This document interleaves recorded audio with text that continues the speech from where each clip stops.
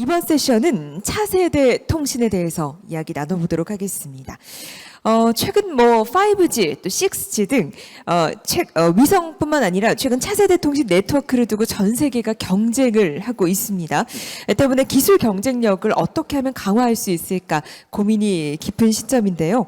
무엇보다도 이 차세대 통신이 국방 안보 분야에서 어떤 영향을 줄 수 있을지 또 어떻게 활용될 수 있을지 아마 궁금하실 것 같습니다.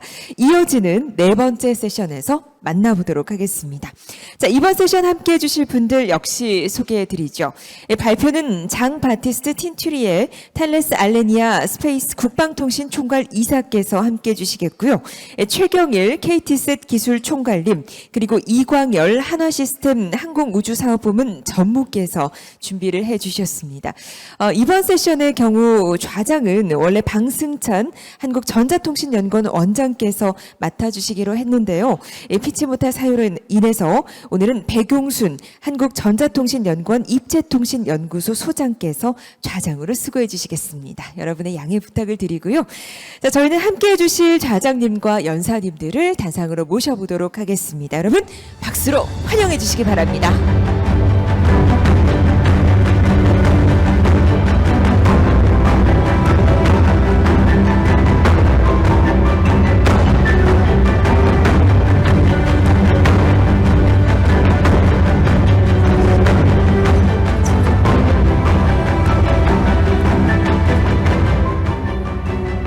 네, 그럼 이어서 네 번째 세션을 시작해 보도록 하죠.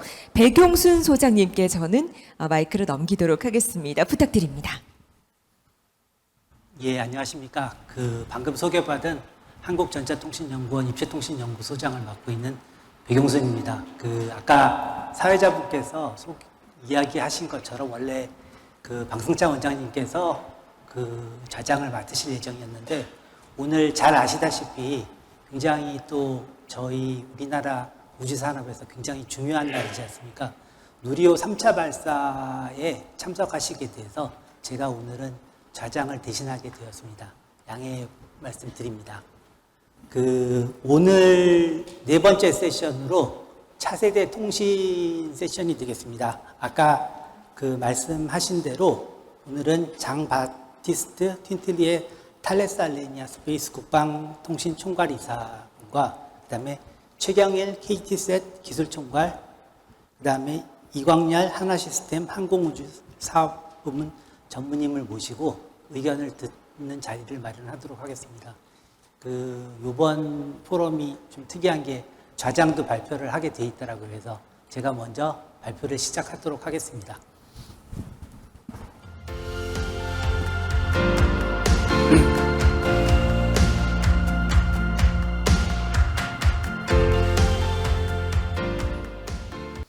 예, 잘 아시다시피 우리나라는 2019년 4월에 세계 최초로 5G 이동통신 상용화에 성공을 했습니다. 그리고 초고속 인터넷을 비롯하여 말 그대로 통신 강국의 위상을 유지를 하고 있습니다. 네, 실질적으로 5G 서비스가 이제 초기 단계임에도 불구하고 아시다시피 디지털 대전환이 지금 큰 화두가 되고 있는데 그거를 끌어가는 가장 중요한 인프라가 바로 통신이라는 거에는 전 세계가 동감을 하고 있습니다. 그래서 지금 새롭게 2030년경에 상용화가 추진될 것으로 예상되는 6G 관련된 연구를 미국이라든지 유럽이라든지 일본, 중국에서 활발하게 진행을 하고 있습니다. 5G 통신 같은 경우에서는 미국이 실질적으로 중국에게 많이 뒤져 있었는데요.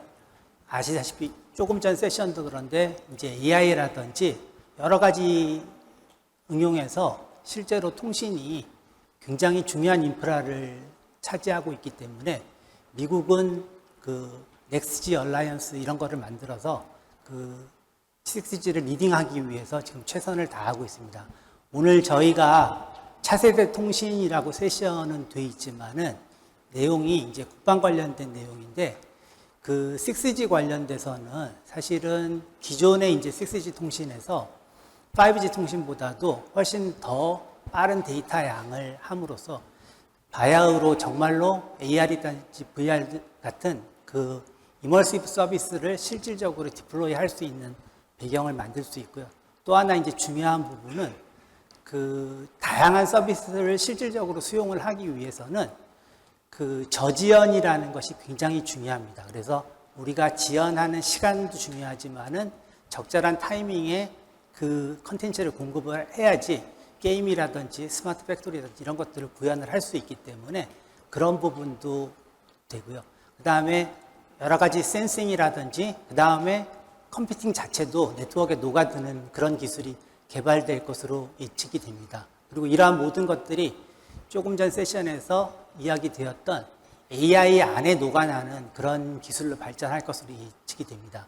근데 그 중에 하나 이제 사실 일반 분들이 보시기에는 가장 차별화되게 드러날 수 있는 부분이 바로 초공간 서비스가 됩니다. 그 초공간 서비스라고 하면은 지금까지는 이동통신이 지상에 머물렀습니다. 지금 현재로는 최대로 통신이 전달될 수 있는 범위는 약 한 300m 정도입니다. 근데 앞으로는 위성을 이용을 해서 우리가 항공기에서도 마음대로 인터넷을 사용을 할 수 있고요. 그 다음에 UAM이라든지 드론이라든지 이런 것들을 컨트롤하고 통신을 할 수 있는 그런 세상으로 발전할 것으로 예상이 됩니다. 그래서 오늘 그 저희 차세대 통신 세션인데 세 분 연사분들이 공교롭게 또 대부분 다 위성에 대해서 이야기를 하실 것 같고요. 저도 이제 국방과 관련된 내용으로 잠깐 설명을 드리도록 하겠습니다.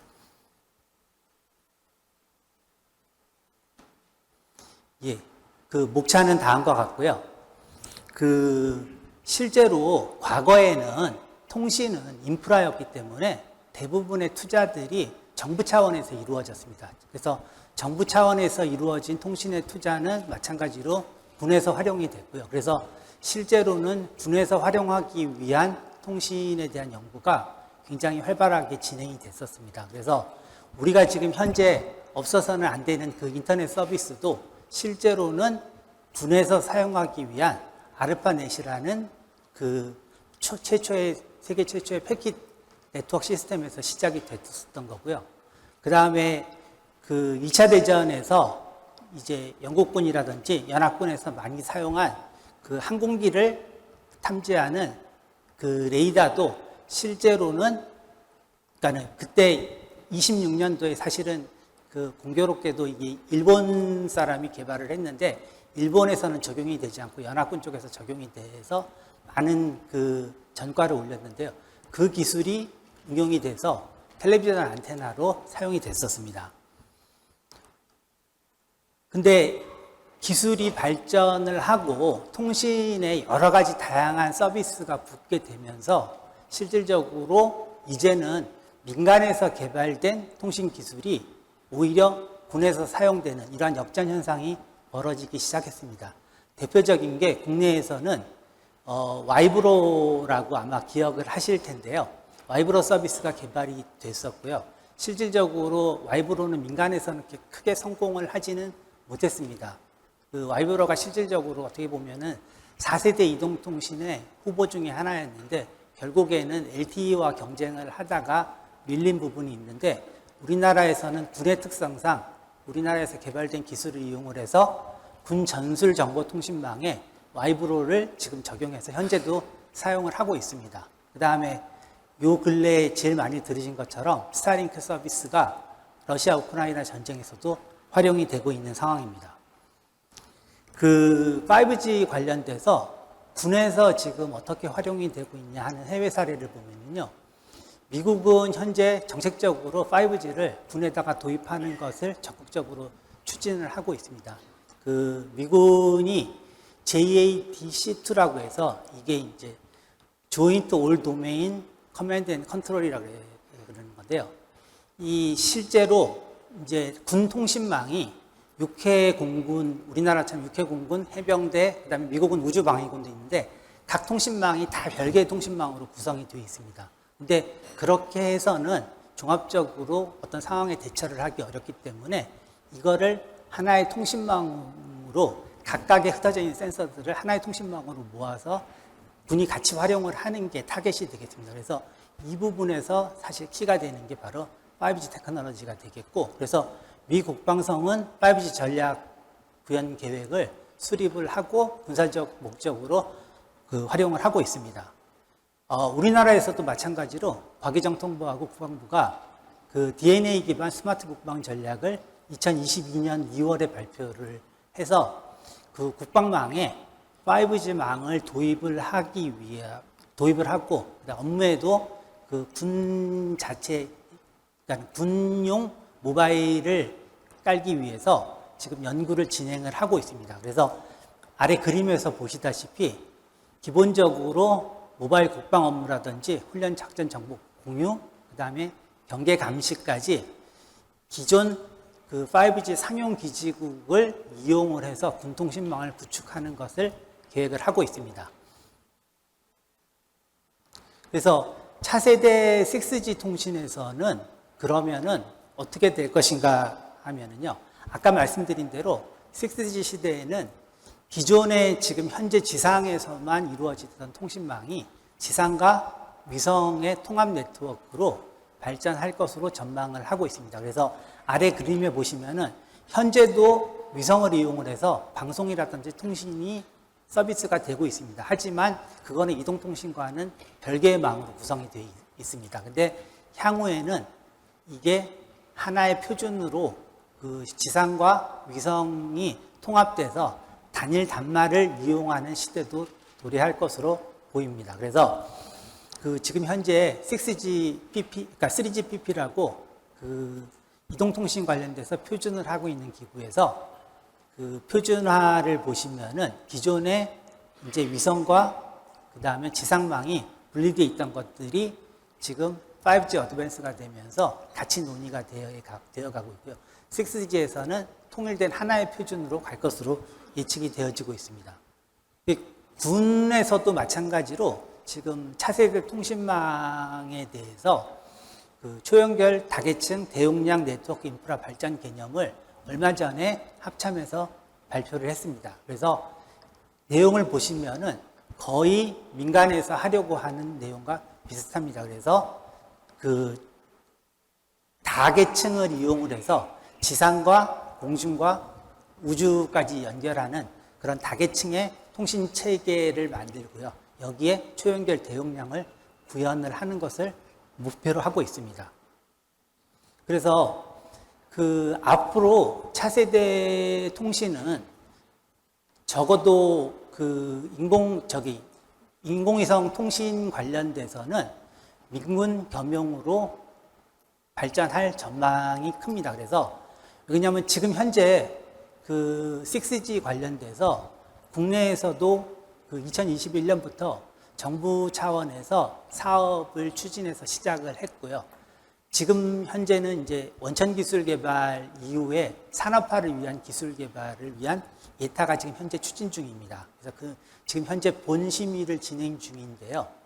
거기에서도 그 관련된 지금 그 지상통신 관련된 것들이 지금 주로 이루어지고 있는데, 요거와 별도로 저희가 저궤도 위성 관련된 예타도 지금 현재 추진 중입니다. 그래서 사실은 6G는 그 지상 관련된 연구와 위성 관련된 연구가 같이 하나로 합쳐져서 그 아까 처음 말씀드린 대로 이제 사용자가 실질적으로 내가 이것을 위성에서 신호를 받는지 지상 기지국에서 받는지 알 수 없을 정도로 이렇게 그런 통신이 이루어질 것이고요. 이런 거를 통해서 기존에 할 수 없었던, 우리가 국내에서는 물론 5G 통신이라는 게 드물지만 재난 상황이라든지 특히 군에서 활용을 할 수 있는 그런 키 이네이블러가 바로 6G 기술이 되겠습니다.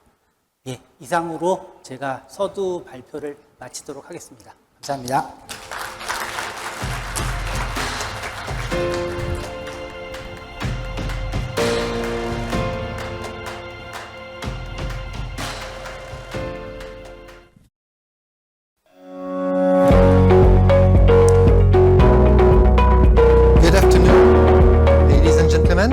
My name is Jean-Baptiste Teinturier. I am in charge of a military telecommunication satellite in Thales Alenia Space, who is a satellite manufacturing company. It is a great honor for me and for Thales to be invited to speak to the Strong Korea Forum today. In fact, many countries in the world are trying to be strong or to get stronger, and satellite communications may help them to do so. For example, in France, 2 years ago, a new generation of military satellites was launched, named Syracuse 4, the fourth generation of satellites, and another satellite will be launched in a few weeks from now. And many other countries in the world rely on satellite communications to support their governmental or military operations. And indeed, satellite communications have become essential for most governments because they enable long-distance communications without using ground infrastructure that may be vulnerable in case of attack. This is why satellite communications have taken a so large place for government operations. Satellite communications are used for homeland defense and security. They are used for remote military operations. They are used to connect governmental interests abroad, like embassies. Satellites are also used for to combat international terrorism. They are also used for peacekeeping missions to connect troops that could be sent in the frame of United Nations missions, for example. And they are also used for humanitarian and disaster relief to connect rescue troops without ground infrastructure. So communication satellites have become really at the center of governmental operations. And they have experienced huge changes in the recent years. The first big trend is an increase of throughput, the need for more data rate for all users. And this has driven new satellite architectures with multi-spot architectures that are allowing to reuse the frequency and to multiply the available bandwidths for the system. But also, satellites have gone to higher bands like the QV band around 40 gigahertz or 50 gigahertz, and optical links are also used now to connect gateways and to increase the available bandwidth for communications. The second big trend we can see is an increased request of flexibility, to have onboard flexibility. As commercial operators are facing changing markets, they are requesting more and more flexibility on board after the satellite launch. And this has driven new satellite designs with digital processing on board, with active antennas, but also with ground software to better manage that flexibility. Because the more flexibility you have, the more you need to manage it correctly on ground. The third big trend we can observe today is the standardization of satellites. Some companies, like Thales Alenia Space, have put on the market, with quite success, software-defined satellites. Those satellites are all identical, and they can be configured in orbit thanks to their completely digital design. And this allows to decrease costs and to decrease lead time for manufacturing. So this is a big change that is ongoing today. Ground segments also are experiencing big changes due to the 5G network's appearance and the need to integrate the SATCOM networks into the 5G. And of course, cybersecurity is a growing concern for most operators or all operators in the world. Last but not least, The appearance of constellations, big constellations, has changed the game for satellite operators. Constellations started with rather narrow-band constellations for mobile telephony without ground infrastructure, like Globalstar, like Iridium. And then companies like O3b put on the market broadband constellations. And now we see huge constellations like OneWeb, Starlink, Kuiper, Lightspeed, and in Europe, a new initiative called IRIS². And these mega constellations are changing the game. They are offering worldwide coverage, which is not accessible with geo satellites, because they are covering the poles. They have a huge number of satellites, and they have a lower latency compared to geo satellites because they are closer to the Earth. And those constellations, those mega constellations, have driven new needs, new technologies like inter-satellite links. Of course, military satellite communications do not escape those big changes, even if they have their own specificities. Because satellites offer beyond line of sight connections without ground infrastructure, they are widely used by armed forces in the world. And the armed forces, exactly like the commercial operators, are looking for more capacity. And this has driven the satellite designs to be more powerful, to use larger antennas, but also to move to other bands. Military bands traditionally are the UHF and the X band, and they have moved to Ka band and even QV band to increase the available bandwidths. And also, military satellites have adopted the multi-spot architecture to increase their throughput. The second big requirement requested by military is flexibility. Obviously, armed forces never know when and where will be the next crisis. Who could have imagined what is happening in Ukraine today? So this has historically driven flexibility on board, and military people have always been keen on active antennas, software-defined payloads, configuration software, and planning softwares to connect their mobile terminals, because military terminals may be on ground vehicles, may be on ships, may be on airplanes, and even fighters, and even helicopters. And last but not least, the military may have to operate in adverse conditions, in hostile conditions. So this is why they are looking for resilience and for complete availability of the system.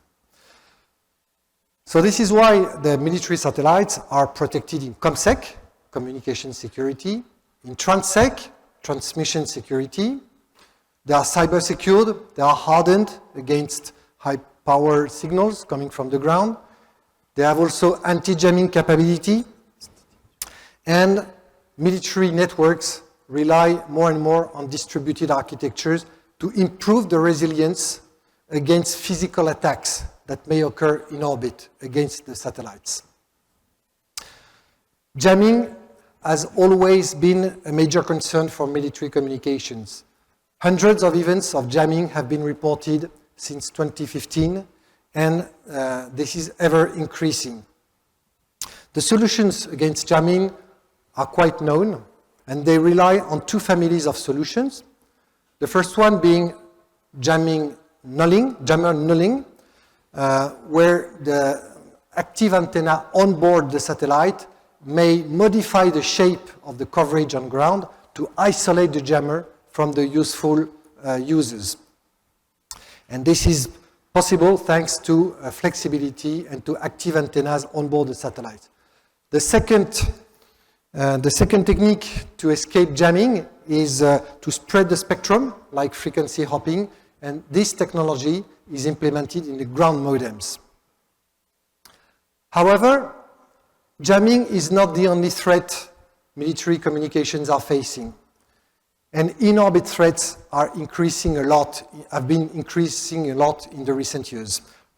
For example, a French military satellite was approached by a Russian spacecraft in geo orbit in 2017. An increasing number of collision avoidance maneuvers have been reported in geo orbit, but also in LEO, obviously.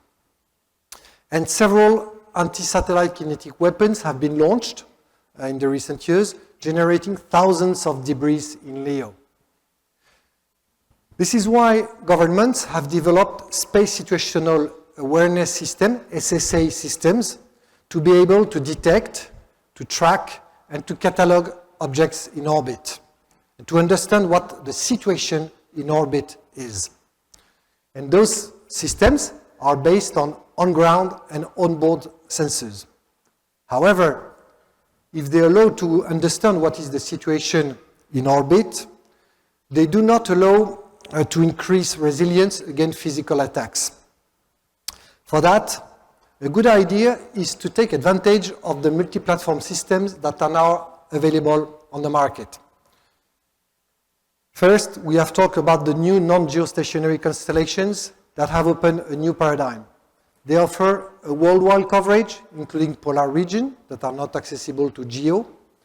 They offer redundancy because they have hundreds or even thousands of satellites in orbit.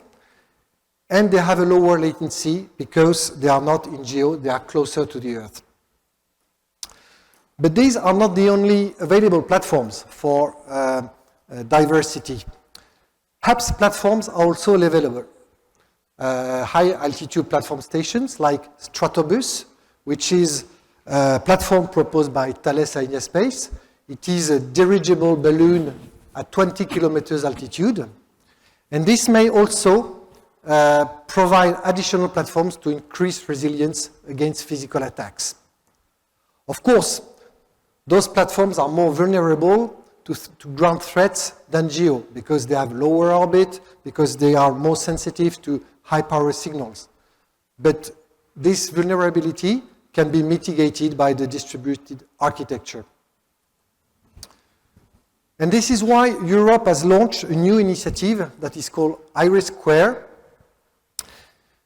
This will be a governmental sovereign infrastructure for Europe, managed in Europe for governmental application, not necessarily military, but governmental. It will rely on multi-orbit constellations, LEO orbit, low Earth orbit, medium Earth orbit, and GEO orbit. And this governmental infrastructure will complement the GEO MILSATCOM that are very protected. Some European countries have dedicated military satellites that are very protected, and this constellation, this new infrastructure will complement them. So it means that for the next generation systems, relying on both those constellations and on GEO satellites, the next systems will have to be multi-band to increase the throughput, whatever the band, K-band, X-band, QV band. They will have also to be multi-orbit to increase the resilience, LEO, GEO, MEO, HEO. And they also will have to be multi-network to increase the connectivity between the users. And so this is what we believe the future of military SATCOMs will be. Thales Alenia Space has been very proud to contribute for decades to a stronger Korea. We have built for KTSat several satellites in the past, one of them being part of a military system, ANASYS-1. But we have also been involved in several other satellites with the Korean space ecosystem, Public Research Institute like ETRI, like CARI, and with also the Korean industry, Hanwha, and KAI. We have been involved in the GeoComSat 3 satellite, and we also have provided the SAR, synthetic aperture radar, for the ComSat 5 satellite, and we are building the K425 satellites with the Korean industry. We are providing the radar of those satellites. And we are also part of the Korean Augmentation Navigation System, together with the space ecosystem in Korea, and we are really very proud of that. So we have been supporting Korea's space roadmap for years, and we are it is an honor for us, and we are committed to continue so in the next, in the future and in the next years. I thank you for your attention.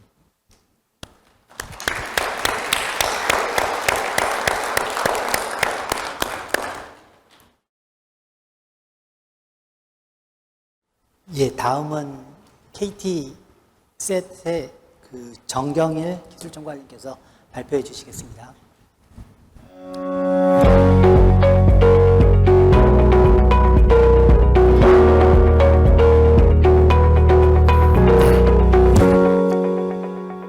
안녕하십니까. KT셋의 기술총괄 CTO 맡고 있는 최경일 인사드립니다.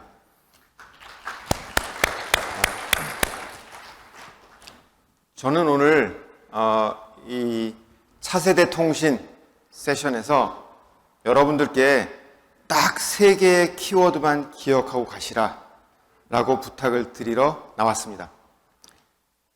Whenever, wherever, ABC. 제목에 쓰여 있지는 않은데 언제나 어디서나 ABC는 AI, 빅데이터, 클라우드의 약자입니다. 그렇게 해서 저희가 생각하는 KT셋이 여러분들께 제안드리고 싶은 그러한 형태의 통신 시스템에 대해서 간단하게 설명을 드리고자 합니다. 네.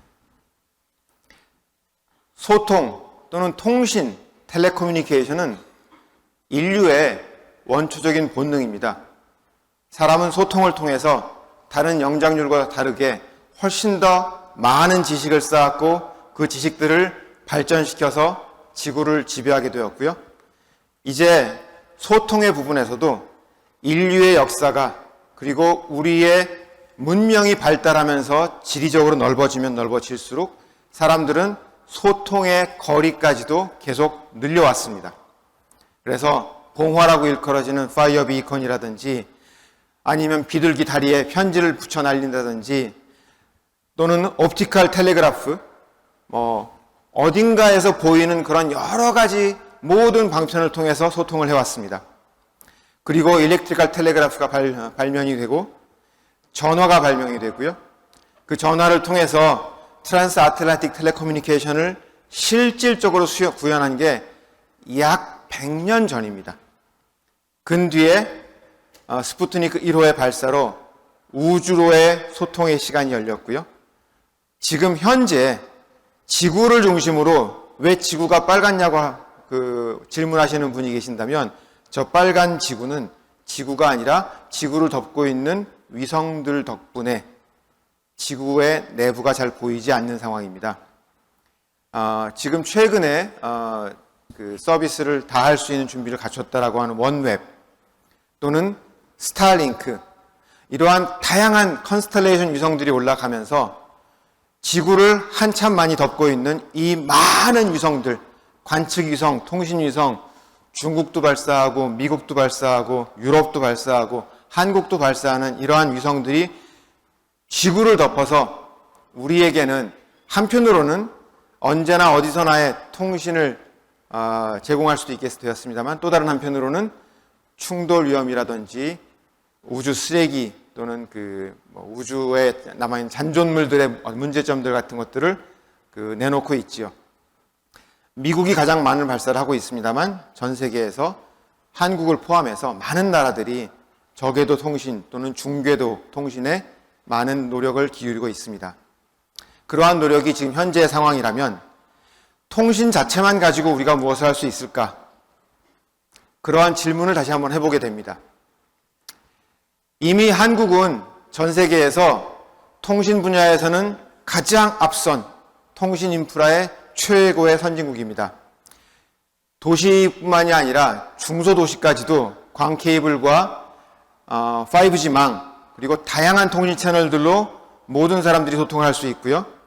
조금만 떨어진 루럴 지역에 간다면 마이크로웨이브라든지 또는 모빌리티 쪽으로 간다면 위성통신을 통해서 우리가 다양한 형태의 통신 시스템을 그리고 사람들이 소통할 수 있는 모든 거리적인 제약을 없애려고 노력을 하고 있습니다.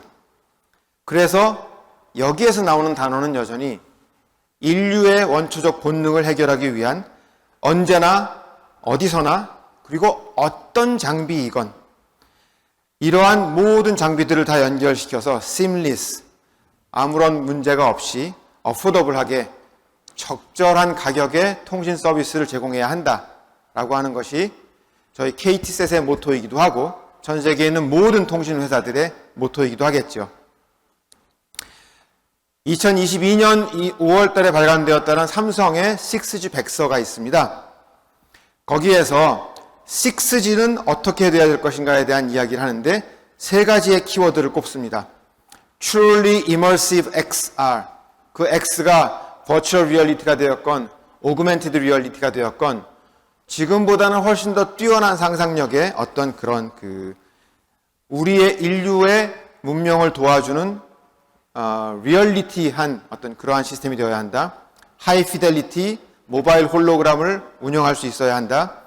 디지털 레플리카 또는 디지털 트윈으로 불리우기도 하고 메타버스라든지 또는 다른 여러 방법으로 불리우는 우리의 인류 세계, 아날로그 세계와 디지털 세계를 함께 접목시키는 그러한 형태의 다양한 서비스를 제공할 수 있어야 한다. 그래서 6G는 5G보다 조금 더 빠른 성능만 좋은 것이 아니라 아키텍처, 구조적으로도 완벽하게 변화해야 하고 릴라이트 면에서도 인류의 생명을 답보할 수 있는 다양한 형태의 AI 시스템이나 또는 인류의 문명을 지배할 수 있는 모든 장비들이 함께 돌아가야 되는 그런 부분 때문에 릴라이빌리티 역시 매우 높아야 한다. 그 밑에 여러 가지 기술들도 있겠습니다만 넘어가겠습니다. 그래서 지금 현재 한국만 보시더라도 KT, SKT, LGU 플러스의 모바일망이 있고요. 핸드폰이 있고 IoT, 사물 인터넷망이 있고 인터넷망은 또 따로 있죠. 거기에 농업에서 사용되는 농업의 특화망 또는 산불 조심하자 산불 특화망, 자동차를 어떻게 자율주행시킬 것인가 그쪽에 특화된 특화망, 이러한 다양한 망들이 따로따로 존재하는 것이 현실이고 그러한 망들은 서로 아직까지는 호환성을 갖고 있지 않습니다. 그것들을 하나로 뭉치자고 하는 것이 6G 시스템의 개요가 될 것 같고요. 그 안에 스페이스 커넥티비티, 우주까지의 연결도 당연히 연결된다라고 말씀드리겠습니다. 미국의 DARPA가 알파넷을 처음 만들어서 그것이 오늘날 인터넷이 되었듯이 국방연구소인데 우리에게 인터넷을 선물했죠. 다시 미국의 우주군 소속의 SDA, Space Defense Agency가, Space Development Agency가 이제는 우주에다가 별도로 새로운 당신들만의 인터넷을 깔고 있습니다. 트랜스포트 레이어라고 수백 기의 위성을 올려서 전부 다 레이저 링크로 연결한 뒤에 아예 실시간성 그리고 현장성을 강조하면서 모든 군사작전을 우주에서 해결하겠다라고 하는 그런 내용을 이야기하고 있고요. 그러한 부분에 한국도 나름 벤치마킹할 수 있는 요소가 있다라고 생각을 합니다. 더 나아가 지구에 지구 통신망이 있겠습니다만 한국도 참여한 아르테미스나 또 다른 달 탐사, 달 기지 건설 등을 통해서 거기에 인류가 거주하게 된다면 달에 루나 네트워크가 있을 거고요. 그 다음에 화성에는 화성 네트워크가 있을 것이고 그러한 모든 네트워크들이 통합이 되면서 인터플라네터리 네트워크가 앞으로 향후 20년 안에 등장할 것이다 라고 하는 이야기를 하고 있습니다. 이러한 환경에서 KT셋은 어떠한 역할을 할 수 있을 것인가?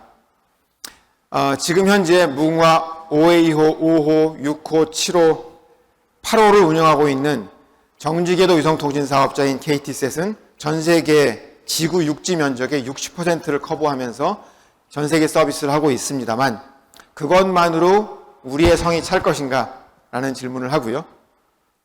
더 나아가서 시작은 1970년대에 금산 기지국을 개설하면서 시작한 KT셋이 2012년에 KT그룹으로부터 분리되면서 이제는 엑스웨이브와 같은 마리타임 모빌리티 서비스와 그리고 스페이스 데이터 사업까지 다양한 형태의 서비스에 진출하고 있습니다.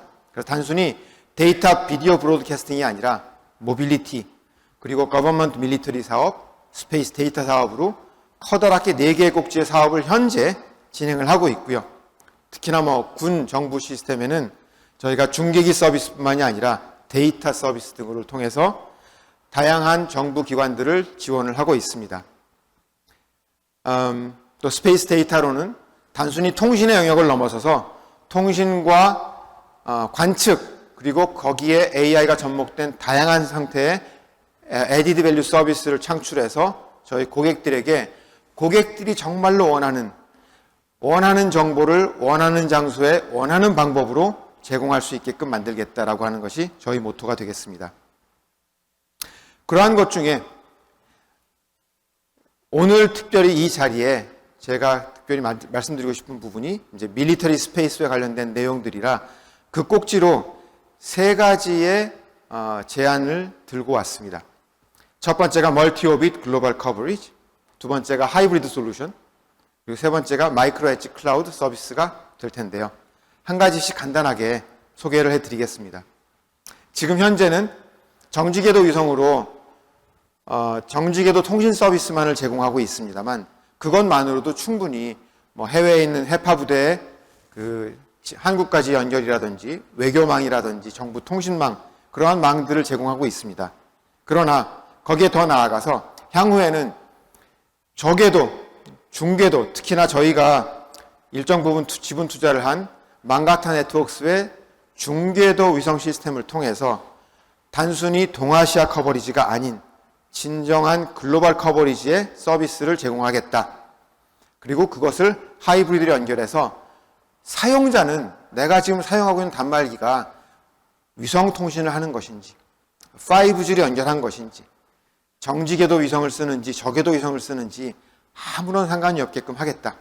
그렇게 하기 위해서 한국뿐만이 아니라 이제는 싱가포르 또는 독일까지 저희의 텔레포트를 열고 세계의 통신 서비스를 하기 위한 준비를 하고 있다라고 말씀을 드립니다. 거기에 더해서 KT셋이 이미 디자인한 저궤도 컨스텔레이션도 있습니다. 투자금이 좀 문제가 돼서 아직 저희가 실현은 못하고 있습니다만 제가 디자인을 한 레오 컨스텔레이션은 24시간 한반도 상공에 최소한 1개 이상의 위성과 한반도 및 인구 밀집 지역을 다 커버할 수 있어야 한다. 한국군이 가는 어디든 다 커버가 돼야 한다. ISL 통신을 통해서 한국과 다른 어떤 연결고리도 없이 통신이 가능해야 한다. 그렇게 해서 디자인한 이런 시스템을 이제 소개를 드리고 있고요. 3D로 나오네요. 그 밖에 저궤도에 대해서 저희도 투자를 합니다만 외부에서 원앱이나 스타링크 등과 협력을 할 수도 있겠죠. 경쟁을 할 수도 있겠고요. 그러나 저궤도는 그 자체만으로 이미 데브리 위험이나 충돌 위험 또는 지난번에 우크라이나 러시아 전쟁에서 보듯이 러시아가 스타링크가 너무 우크라이나를 도와주면 스타링크 위성을 격추시키겠다라고 하는 그 협박을 하듯이 저궤도 위성만 가지고 있다면 우리의 상대국, 적국, 경쟁국으로부터 언제든지 격추당하거나 또는 그것을 통해서 시스템이 마비될 수 있는 그런 상황적인 위험 요소도 반드시 고려를 해야 한다. 왜냐하면 지구를 덮고 있는 물체들이 지금도 10cm보다 더 큰 우주에 돌고 있는 저궤도 물체들은 벌써 수십만 개가 넘습니다. 그러한 위성이 날아가는 속도가 M16 총알의 8배 속도인 초속 8km로 날아가다가 위성에 부딪힌다면 그 위성은 박살이 날 거고 그 박살난 위성이 수천 개의 다시 파편을 만들면서 다른 위성들을 또 부술 거고 같은 고도에 있는 모든 위성들을 사용할 수 없게 되는 그런 불행한 사태가 발생할 수도 있다. 그래서 저궤도와 커버리지가 좀 작죠. 중궤도를 같이 협력해서 우리가 그러한 컴바인된 시스템을 만들 수 있다면, 뭐 예를 들어서 저희가 투자한 망가타 시스템이 32개의 중궤도 위성으로 600개를 발사한 원앱보다 좀 더 많은 용량의 통신 용량을 한국에 제공할 수 있다. 200GBps 아니면 1GBps. 그러한 어떤 차이점을 만들어낼 수 있다는 생각도 합니다. 하이브리드 네트워크, 앞서 말씀드린 것처럼 지금은 서로 다 분산되어 있던 그런 모든 망들을 하나로 합쳐서 우리가 유니파이된 시스템을 만들어야 되지 않느냐. 그게 사실 5G의 약속이었는데 그것을 실현하지 못하고 있습니다. 하지만 KT셋이 지금 현재 개발하고 올해 말 정도에는 상용화가 가능하리라고 예상하는 하이브리드 솔루션이라고 하는 그런 것을 이용한다면 Truly Seamless, Aggregated Transmission, 그리고 Completely Merge 라고 하는 그 세 가지 꼭지로 저희가 예를 하나 보여드릴 수 있겠습니다. 그래서 지금 현재에는 지상망에서 통신이 막 되다가 그 지상망이 문제가 생길 때에만, 그럴 때에만 위성망을 사용하게 되는 현상이 나타날 텐데요. KT셋이 제안을 하는 하이브리드 솔루션은 지상망과 위성망이 계속 같이 동작합니다. 그래서 이 동작되는 시스템을 통해서 위성망이 10GBps, 지상망이 100GBps면 전체적으로는 110GBps를 다 쓸 수 있는데 그 중에 하나가 떨어지더라도 사용자는 속도가 좀 느려졌네. 그거 말고는 다른 문제가 없는 형태로 진행될 수 있다. 그래서 모바일 백홀링 서비스라든지 또는 임무수행 필수 통신망, 그리고 뭐 이동형 통신 서비스, 어느 곳에 가시든 어떤 형태로 있건 그 현지에 존재하는 모든 통신망들을 다 엮어서 하나로 묶어서 KT셋이 특허를 낸 그러한 하이브리드 솔루션으로 언제나 끊기지 않는 서비스를 제공하겠다라고 하는 것이 저희 하이브리드 솔루션의 예제이고요. 마지막으로 통신 자체만 가지고 간다면 사실은 일정 부분 우리의 수요를 부응할 수 있겠습니다만 사실은 그 통신망을 이용해서 우리가 어떠한 서비스를 제공할 것인지가 더 중요하지 않겠습니까? 이 통신 시스템이 있을 때 그걸 활용해서 우리가 유튜브를 보는 비디오 촬영도 할 수 있겠지만 뭐 기업망이라든지 군사망이라든지 다양한 작전들을 수행하는데 그 위로 올라가는 그 어플리케이션들이 저 멀리 어딘가에 있는 클라우드에서 동작을 해야 한다면 통신망이 끊기는 그 순간 문제가 생깁니다. 그래서 그러한 일정 부분 클라우드 서비스를 내 바로 옆으로 가져오자. 그것이 엣지의 개념이고, 엣지는 사용자 바로 옆에 그 클라우드를 갖다 놓겠다. 그리고 그 엣지와 코어망 사이에 동기화를 위성으로 하고 서비스는 로컬에서 하자라고 하는 그런 개념이 나오겠고요. 저희가 투자한 망가타와 KT셋 그리고 마이크로소프트 아주가 하나로 합쳐져서 커다란 플랫폼을 만들 수 있어서 그러한 형태로 한국뿐만이 아니라 전 세계 어디가 되었건 마이크로 엣지 클라우드 서비스를 통해서 전 세계 인터넷과 인터넷을 이용하는 모든 어플리케이션의 음영 지역을 없애겠다라고 하는 것이 저희의 꿈이자 목표입니다. 그래서 남극기지, 재난안전통신망, 어디가 됐건 컴퓨팅 파워가 필요하고 어떠한 형태로든 우리가 그러한 서비스를 이용해서 현지에서 실시간으로 무언가를 탐지하고 그리고 의사결정을 해야 한다면 실시간에 현지에서 할 수 있는 그러한 형태의 서비스를 제공하겠다. 그러한 형태의 지금 세 가지를 말씀드렸습니다만 KT셋이 혼자 할 수는 없을 겁니다. 뭐 한국 안에 많은 우주개발 기업들이 계시고요. 저희와 함께 협력해서 국내뿐만이 아니라 뭐 지금도 함께 열심히 협력하고 있는 탈레스 알레니아 스페이스, 해외에 있는 많은 협력사들과 같이 의논해서 KT셋이 뭐 주도하고 싶지만 함께 협력해서 우리가 만들어내는 그 에코시스템이 한국을 발전시키고 한국의 군사 발전망에 도움이 되면서 같이 성장할 수 있는 그러한 계기를 만들기를 바랍니다. 장시간 이야기 들어주셔서 감사합니다.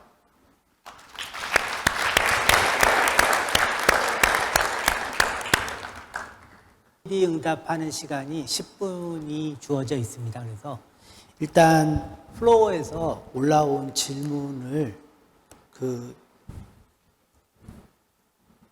말씀을 드리겠습니다. 두 개 질문이 약간 유사한 부분이 있어서 이 질문이 사실은 두 번째 질문은 저한테 온 건데요. 6G 기술을 민군 겸용으로 개발한다면 보안상 망분리 문제를 어떻게 해결할 수 있을까요? 또한 무인 체계를 6G망으로 통제 가능할지도 궁금합니다. 했는데요.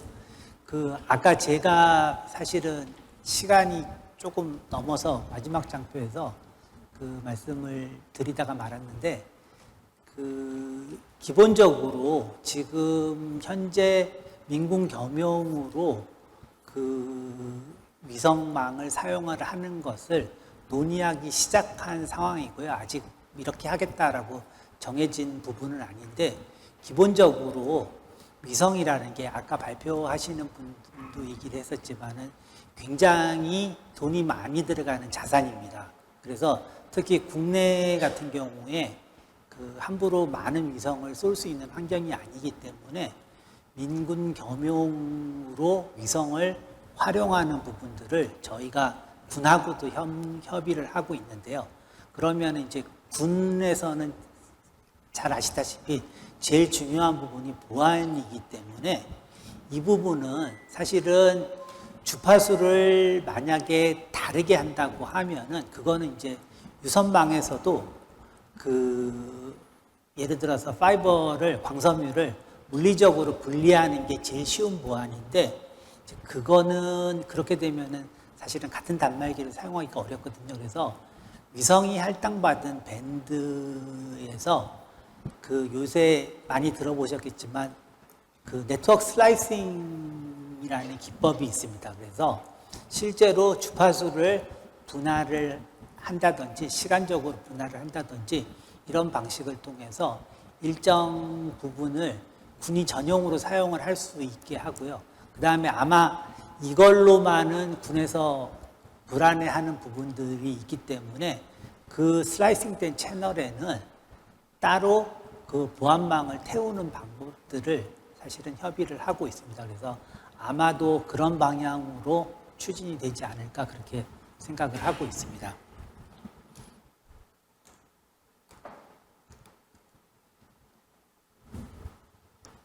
그 다음에 요거는 최경일 네. 기술총괄님한테 온 질문 같은데요. KT셋에서 저궤도 위성을 확보하려는 계획이 있습니까? 네, 아주 좋은 질문을 주셨습니다. 확보라고 하는 단어를 어떻게 해석할 것인가에 대한 질문도 사실 드려야 될 것 같은데요. 전 세계에 지금 저궤도 위성망을 등록한 통신 위성망을 사용하겠다, 이렇게 하겠다고 한 회사들이 우리가 익히 알고 있는 스타링크 원앱뿐만이 아니라 수십 개가 넘습니다. KT셋도 그 중에 한 곳이고요. ITU에서 주파수 중재를 하겠지만 사실 각 국가는 그 국가의 주권을 가지고 주파수를 할당을 하기 때문에 한국에서만 사용을 한다면 KT가 제안하는 어떤 그런 저궤도 통신망을 얼마든지 올리는 것도 가능합니다. 문제는 투자 대비 한국 시장이 너무 작다 보니까 KT와 같이 커다란 그룹도 섣불리 솔직히 말씀드리면 투자에 대한 결정을 못하고 있는 상황이고요. 군이나 아까 지난번 질문과 같이 연계를 해서 살짝 말씀을 드린다면 저궤도 위성을 확보하는 느낌에서 KT셋은 저희가 리오 얼라이언스라고 전 세계에 있는 모든 다른 저희와 비슷한 사이즈의 위성통신 업체들에게 같이 협력해서 아시아는 우리가 쓸 테니 유럽은 당신들이 쓰시고 남미는 당신들이 쓰시고 하는 얼라이언스 개념으로 제안을 하는 것도 있고요. 또 다른 한편으로는 저궤도라고 말하지 말고 비정지궤도라고 이야기를 했을 때 이미 저희가 생각하기에 가장 효율성이 높고 그리고 원가 대비 통신 단가가 굉장히 저렴하게 나오는 망가타 네트워크스 같은 곳에 지분 투자를 해서 저희의 지분도 확보하였고요. 따로 군이 원하신다면 제가 보기엔 망 분리, 민군을 어떻게 분리할 것인가에 대한 부분은 디지털 기술로 가면 갈수록 분리가 쉽지 않다. 다만 아예 이 망 자체의 제어권을 통째로 군에게 드린다면 민간에서 하나도 안 써도 그 군이 예약한 모든 망과 모든 위성 통신 시스템 통째를 군이 관리할 수 있게끔 만들어 드릴 수도 있다. 라고 하는 그런 부분까지 말씀을 드리겠습니다. 예, 답변 감사합니다. 그 장 바티스트, 제가 이름이 장 바티스트 틴티리의 그 기술 총괄 이사님께 제가 드리는 질문입니다. 그러니까 그 지금 위성 관련돼서 표준도 이루어지고 있고요. 그다음에 근데 아까 이제 주로 발표하신 내용이 보면은 공공 부문에서 위성을 활용하는 내용이 많았었는데요. 아시다시피 지금 보면은 저궤도 위성에서도 특히 그렇고 대부분의 위성이 이제 정부에서 소유하고 있는 위성보다는 민간에서 갖고 있는 위성이 훨씬 많잖아요. 근데 표준이라는 거는 사실 여러 그 업체들이 같이 서로 데이터를 주고받을 수 있어야 되는데 스페이스X는 벌써 이제 그런 측면에서 벗어난 것 같고 원앱이나 이런 데가 과연 아까 KT셋에서도 얘기했는데 같이 그 통신망을 하는데 협력할 가능성이 있을까요? 그리고 군용으로서 그런 걸 활용하는 데서는 어떤 문제가 예상이 되나요?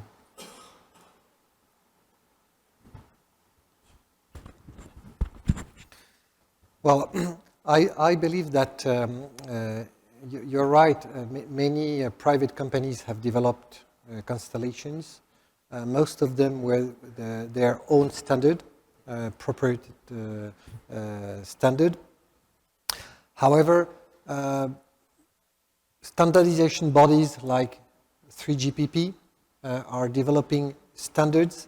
And the world of satellite is moving slowly, but is moving from the DVB world that we used to know many years ago, and will be integrated into 5G. So probably in the long term, most companies, even private companies owning a lot of satellites, will move to 5G standards. This is already the case for the GEO satellites because they are less numerous. And because they are transparent, so it's quite easy to move to 5G standard. As of constellations, most of them have onboard processing, which means that they have to choose their standard. And I believe that international organizations like 3GPP will help to have wide standards and to decrease costs. And these will be also used by military people because military people more and more are using dual technologies because they cannot afford to have their own standard. So they will add their specificities on a commercial standard. 예, 감사합니다. 그 시간이 다 돼서 과장님 저기 말씀하신 거에 제가 한 말씀 코멘트를 드리겠습니다. 이게 사실 그 위성 통신을 하고 있는 사람들 사이에서 지상 통신망과 비교했을 때 호환성이라는 부분에서 굉장히 중요한 이슈가 있지 않습니까? 그런 부분에 지금 그 정바티스트가 이야기한 것처럼 3GPP에서 표준화로 간다. 제가 아까 시간 제약 때문에 다 설명을 드리지 못했습니다만 6G로 통합된다는 것이 무슨 뜻일까라는 얘기를 할 때 결국은 프로토콜과 웨이브폼과 이 표준이 하나로 통합될 것이다. 위성통신도 더 이상 6G가 나와서 그 표준을 따르는 시스템은 내가 삼성 전화기를 살 것이냐, 뭐 화웨이, 아이폰을 살 것이냐에 대한 질문으로 위성 터미널을 사다 쓸 것이지, 지금 현재 이야기하고 있는 아이다이렉트나 뉴텍이나 뭐 컴텍이나 이런 다양한 형태의 특수한 그리고 서로 호환되지 않는 스타링크 단말기를 사용하지는 않게 될 것이다. 앞으로는 사용자는 내가 원하는 통신 단말기를 원하는 회사에 사다 쓸 것이고 그것이 표준에서 다 호환성을 강제해야 한다라고 믿습니다. 예, 알겠습니다. 아주 중요한 말씀 해주신 것 같은데 그 시간이 다 돼서 이번 세션을 마무리하려고 합니다. 오늘 바쁘신데도 포럼에 참석해 주셔서 발표해 주신 세 분 연사분들에게 감사드리고 오늘 아까 제가 처음 시작할 때 말씀드린 것처럼 우리나라 위성에서 또 중요한 날이거든요. 그 오늘 저녁에 누리호에서 그 실제 위성이 동작하는 위성이 최초로 그 발사가 되는데, 그러니까는 작동하게 되는데 성공적으로 하기를 빌면서 이번 세션을 마무리하도록 하겠습니다. 감사합니다. 네, 여러분 힘찬 박수 보내주시기 바랍니다. 네 번째 세션 이렇게 마무리하도록 하겠습니다. 열정적으로 또 발표와 진행 수고해 주셨는데요. 진심으로 감사드립니다. 차세대 통신과 관련한 다양한 정보들 전달을 해주셨는데요. 뿐만 아니라 국내를 넘어서 글로벌 경쟁력을 갖추기 위해서 어떤 노력들이 더 필요할지 소중한 제언들도 더해주셨습니다. 덕분에 차세대 통신에 대한 인사이트도 얻게 됐는데요. 이 차세대 통신이 이렇게 발전할수록 방위 산업 그리고 기타 관련 산업들도 성장을 하겠죠. 앞으로의 모습들이 더욱더 기대되고 또 궁금해지는 것 같습니다.